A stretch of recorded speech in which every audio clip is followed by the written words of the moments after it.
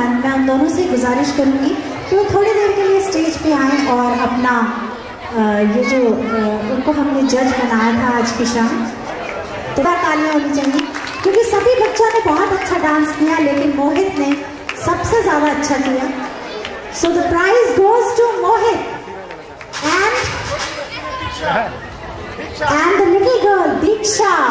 तो जोरदार तालियां होनी चाहिए दीक्षा के लिए भी।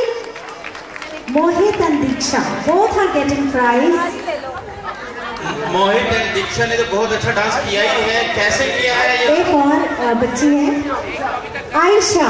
आयशा, मोहित, दीक्षा एंड आयशा, तो इन तीनों को प्राइज दिया जा रहा है नंद जी की तरफ से। Over to Ashok ji. Thank you very much. एक मिनट मैडम जी जाइएगा नहीं, इन तीनों बच्चों ने तो बहुत अच्छा डांस किया ही है, और बच्चों ने भी बहुत अच्छा डांस किया। बिल्कुल बिल्कुल। और हमारे आए हुए मेहमानों ने भी खूब नाचा, खूब डांस किया।